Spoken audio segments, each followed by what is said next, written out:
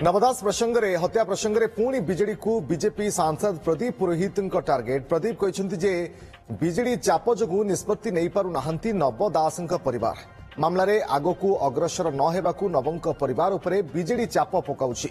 तेणु सीबीआई तदंत पई लेखिकी देबे ना क्राइमब्रांच पाखरे हाजर हेबे से नहीं स्थिर करि पारु नाहंती नवंक परिवार। सीबीआई तदंत पई लिखित भाव में जणाइले तदंत भिन्न मोड़ नेब।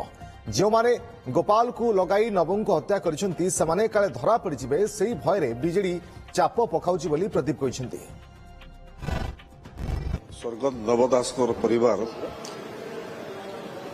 चापग्रस्त अछंती सेमाने मध्य स्थिर करि पारु नाहंती सेमाने जीवे कुआडे गोटे आड़े बिजु जनता दल तांकर नेतृमंडली चाप दउछंती जे जहा होइगला सेटा तो क्लोज होइछि तमे तो पार्टी रे अछो तमे एमएलए टिकट पाइलो तमे लडिलो आम दलर एबे कथारे आ टिके अधिक अग्रसर न हेबा पई बिजु जनता दल तांको परिवार ऊपर पूरा चाप दउछि एवं से चापग्रस्त होइतबा कारण से माने निर्णय नै पारु नाहंती प्रकृति से माने करिवे कोन।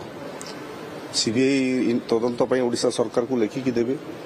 क्राइम ब्रांच रो जेतेले डकरा हिजी से तो निजे कहिले जे से समय जिते बेले बिजु जनता दल सरकार थिला क्राइम ब्रांच तदंत ठीक बात जाऊँगी। क्राइम ब्रांच रो रिपोर्ट आसिला परे अंतिम पर्यायर रिपोर्ट आसिला परे आमे ता उपरे बयान देबु। अंतिम पर्यायर रिपोर्ट भी आसिला क्राइम ब्रांच नोटिस भी कला एवं क्राइम ब्रांच पाखरे हाजर होइकी से माने कहिबा कथा जे बापा को प्रकृति निया मिली नाही यार अधिक तदंत करा जाऊ बोलिकरी किंतु से माने चापग्रस्त टिबार निष्पत्ति कोन करिवे से माने निष्पत्ति नै पारु ना।